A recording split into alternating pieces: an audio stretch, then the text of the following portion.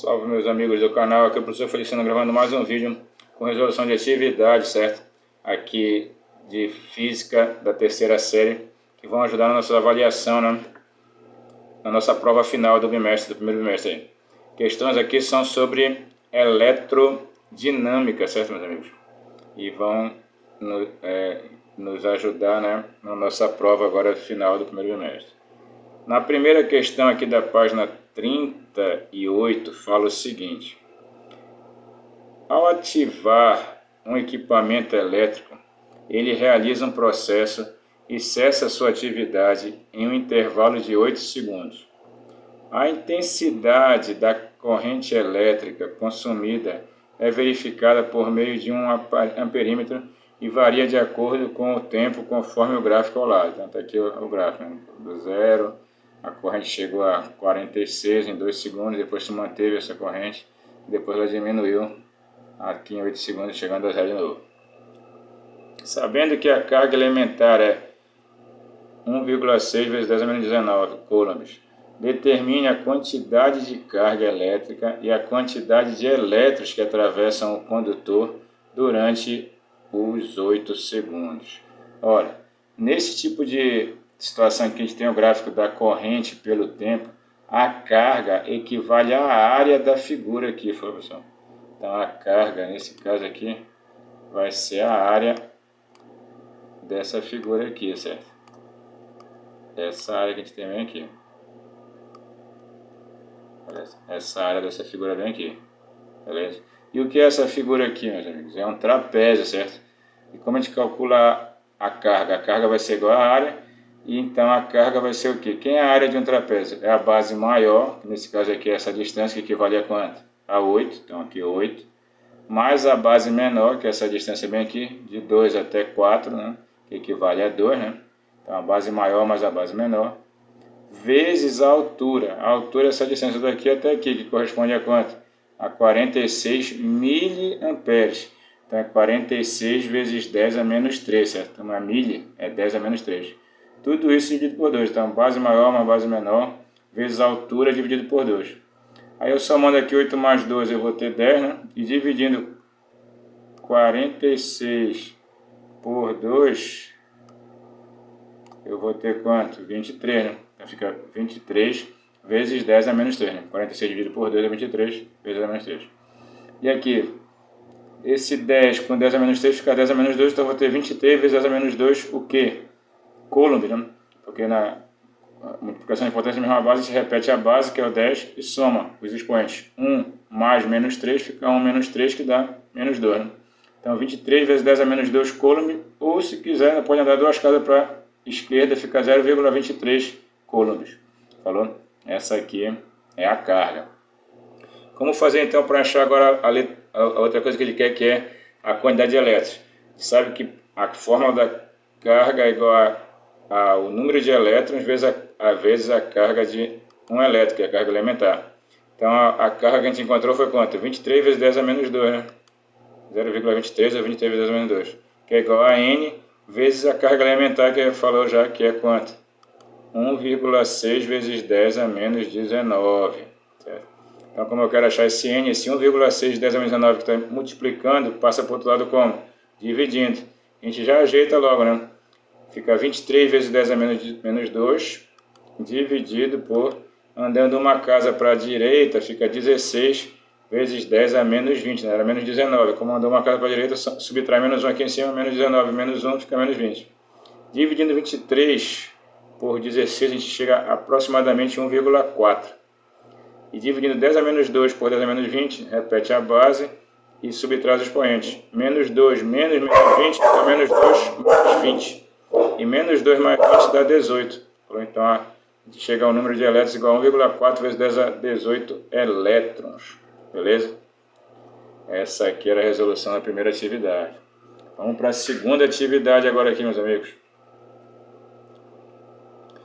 Em um experimento, 4 condutores, 1, 2, 3 e 4, constituídos por metais diferentes e com o mesmo comprimento e espessura, estão submetidos à tensão elétrica. O gráfico ao lado apresenta a variação da tensão U em cada resistor em função da corrente elétrica. O condutor que apresenta a maior resistividade elétrica é, ora, tá aqui os três, né? Aqui está a voltagem, né? E aqui está a corrente. A gente percebe o quê? Que deles três, o que atingiu a menor corrente foi esse bem aqui, certo? A corrente dele foi o menor valor, beleza? Os outros tiveram valores maiores para a corrente, mais para cá, esses dois. O do 3 já veio bem para cá um pouco, e o do 4 já veio mais aqui ainda. Então o que teve o menor valor de corrente foi quem? O 1. Se ele teve o menor valor de corrente é porque ele tem a maior resistência, a maior dificuldade para a corrente passar. Então é ele que está oferecendo a maior dificuldade, é o 1 aqui, certo? Esse aqui é a resposta certa, que é exatamente o 1, letra A aqui. Então, esse resistor 1 é o que teve a menor corrente, então é porque ele tem a maior resistividade. Beleza? Vamos à terceira questão. Qual é a corrente produzida por uma pessoa ao tocar nos terminais de uma bateria de 12 volts se, letra A, a resistência do corpo for de 100 mil ohms? Ora, corrente é a voltagem dividido pela resistência. A voltagem é 12 volts, está aqui o 12. E a resistência 100 mil, que é 10 a quinta. Então fica 12 dividido por 10 a quinta. Esse 10 a quinta passa para cima, 10 a menos 5, certo? Fica 12 vezes 10 a menos 5. Andando uma casa para a direita fica 1,2. E como andou uma casa para a esquerda, desculpa, 1,2, andando uma casa para a esquerda, soma mais 1 lá em cima. Menos 5 mais 1 dá menos 4. Então fica 1,2 vezes 10 a menos 4, o que? Amperes é a corrente. Essa é a resposta da letra A. Na letra B, se a sua pele estiver muito úmida e a sua resistência cair para 1000 ohms. Ora, de novo, corrente vai ser igual a quem? A voltagem, que é 12, só que agora a resistência é menor, né? 1000 ohms. 1000 é 10 a terceira. Então fica 12 dividido por 10 a terceira. Esse 10 a terceira passa para cima, multiplicando. Vai ficar 12 vezes 10 a menos 3. Que andando uma casa para a esquerda fica 12 vezes 10 a menos 2. Falou? 12 vezes 10 a menos 2 o que? Amperes. É a corrente. Sem problemas aí, né? Vamos para a quarta questão.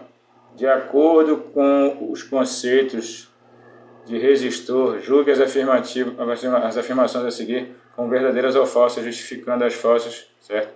Então, que ele fala aqui, ó. Primeiro, o resistor é construído especialmente para dificultar a passagem de corrente elétrica. Isso aí é verdade, tá? A afirmação 1 é verdadeira. Afirmação 2. Se o comprimento do material condutor é dobrado e sua área transversal é mantida, sua resistência é dobrada e sua resistividade é reduzida à metade. Não, né? O erro está aqui, que a resistividade ela não muda. Então essa afirmação aqui é falsa. Terceira, as dimensões, a condutividade e a temperatura são grandezas que afetam a resistência elétrica. Isso é verdade.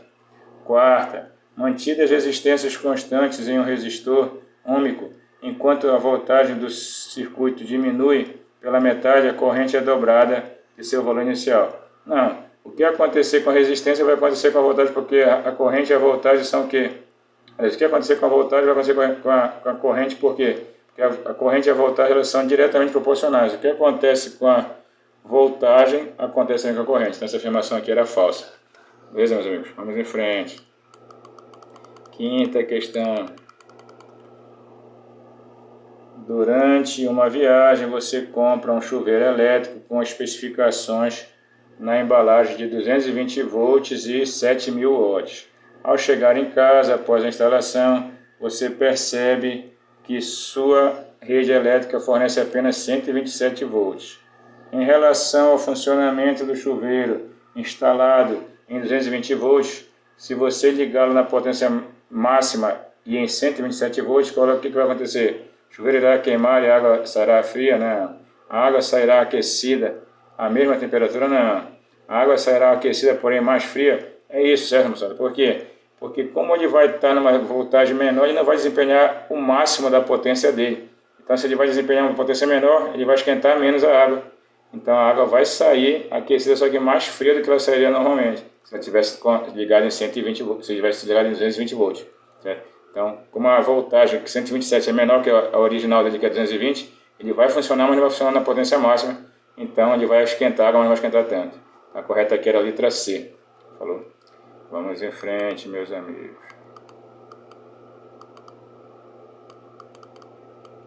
Então, esse aqui, ó.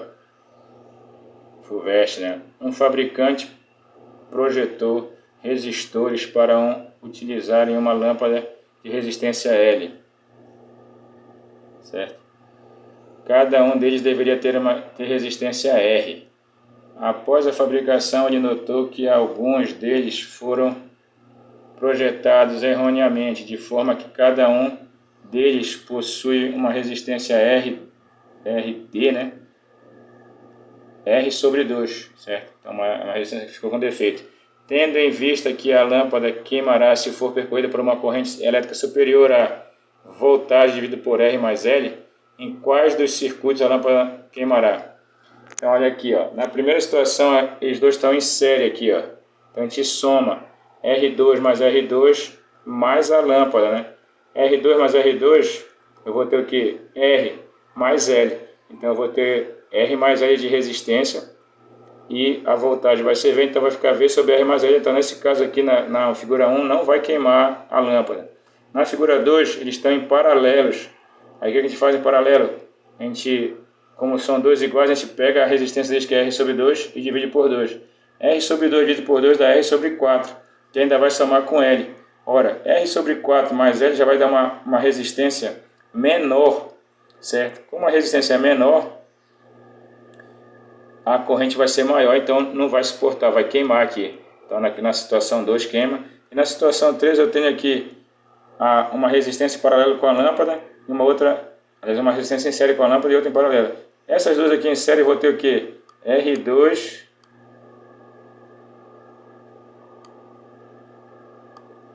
que é o valor dessa resistência aqui, né? Mais a lâmpada L. R2 mais L ainda é uma resistência menor do que ela aguenta, que é R mais L.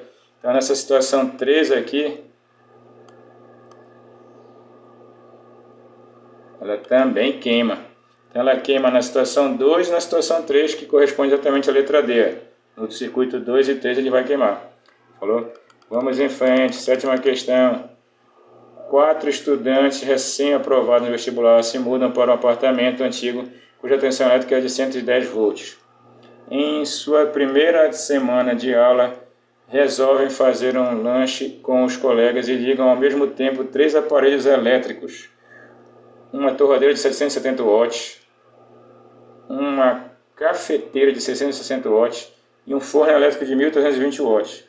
Porém, ao ligarem todos os aparelhos juntos, o fusível de proteção do apartamento queimou, pois eles não sabiam que a corrente elétrica máxima suportada pelo fusível era de 20 amperes. Qual é o percentual de corrente a mais que fez o fusível queimar? Bem, bora ver qual foi a corrente que circulou pelo circuito, né?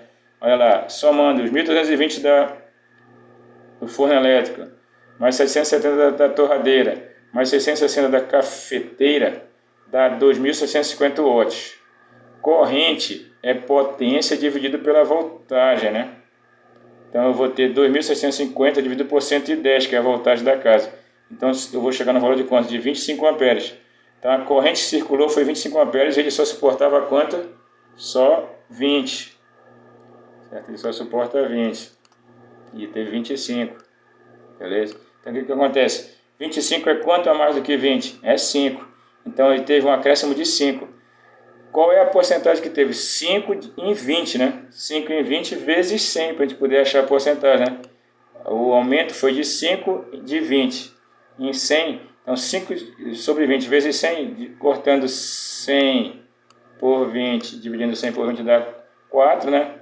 Desculpa, dá 5. E 5 vezes 5, 25. Então a porcentagem que foi a mais foi 25% a mais do que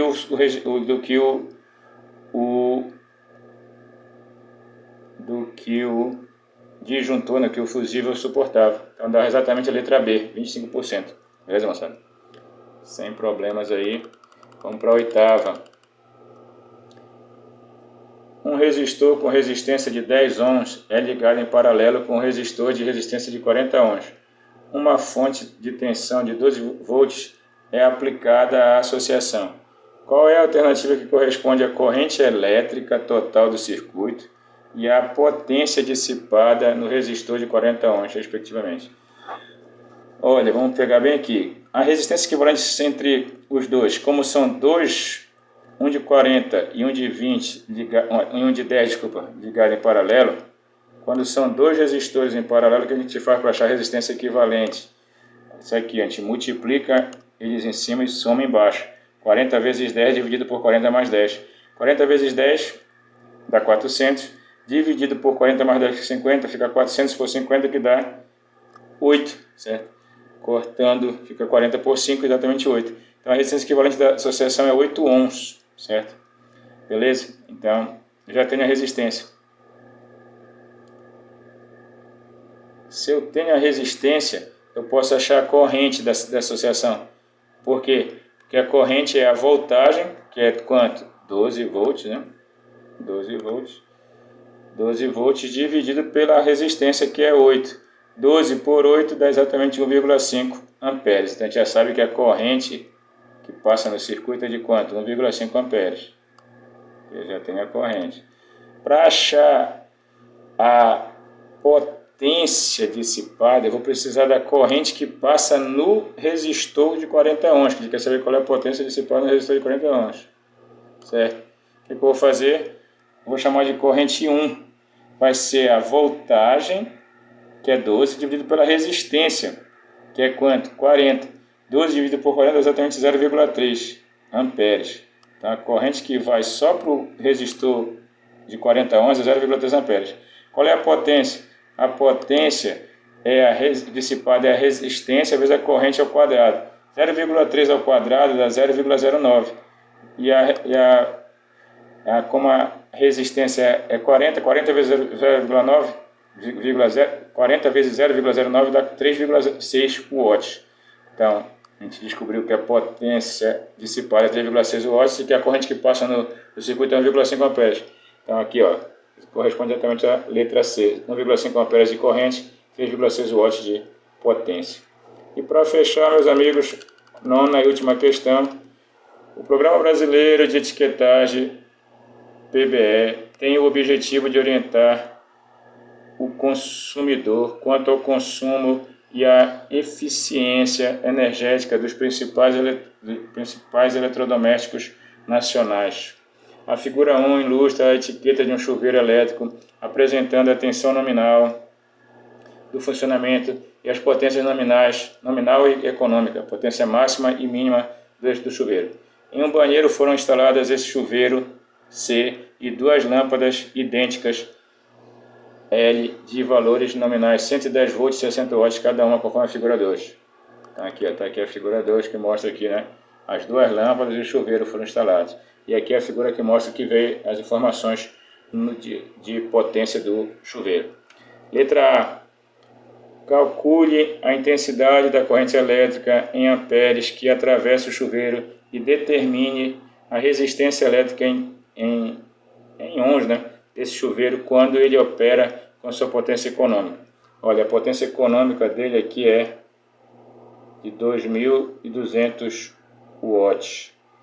Ora, eu sei que potência é UI, ou seja, tensão vezes corrente, certo? Se eu quero achar, eu sei que a potência dele econômica é 2.200 watts.